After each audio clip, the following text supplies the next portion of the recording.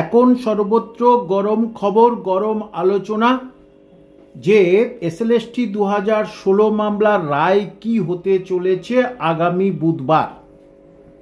প্রশ্ন হলো, এতদিন বিভিন্ন পক্ষের সঙ্গে কথা বলে যেটা আমি জেনেছি এবং অনুমান করেছি বা বুঝতে পারছি যে স্কুল সার্ভিস কমিশন, মধ্যশিক্ষা পর্ষদ,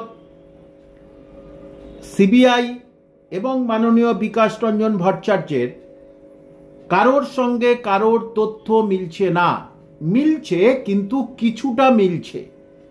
যেমন 1212 জন অযোগ্য লিস্ট জমা দিয়েছে স্কুল সার্ভিস কমিশন। বোর্ডের সঙ্গে তাদের দ্বন্দ্ব ছিল যে বোর্ড নাকি অত্যধিক বেশি নিয়োগপত্র দিয়েছে।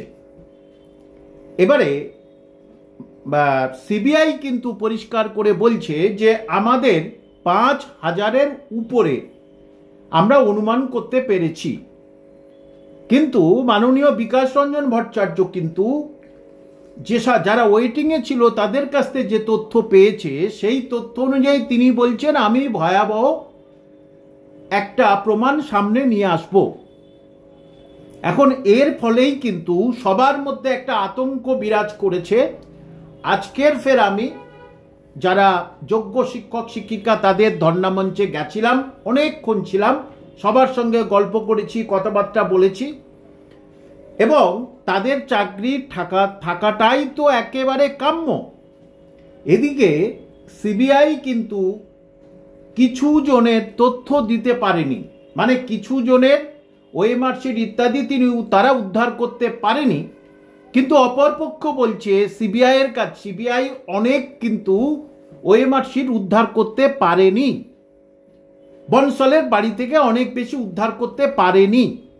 এদিকে স্কুল সার্ভিস কমিশন কিন্তু কিছুদিন আগে ভয়ানক মন্তব্য করে ফেলেছিল যে যা আছে ঠিকই আছে, এর থেকে বেশি যদি আমি আবার খুঁজতে যাই তাহলে আরো বেশি অনেক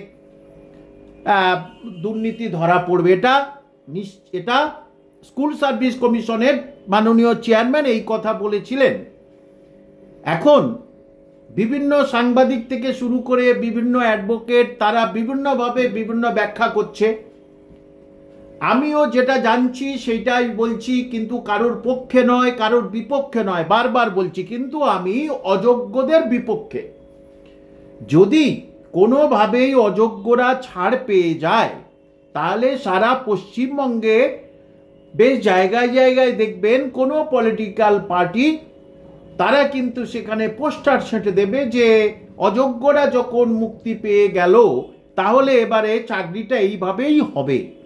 সুতরাং অযোগ্যরা ছাড় পাক এটা আমরা কোনো দিনের জন্য চাচ্ছি না।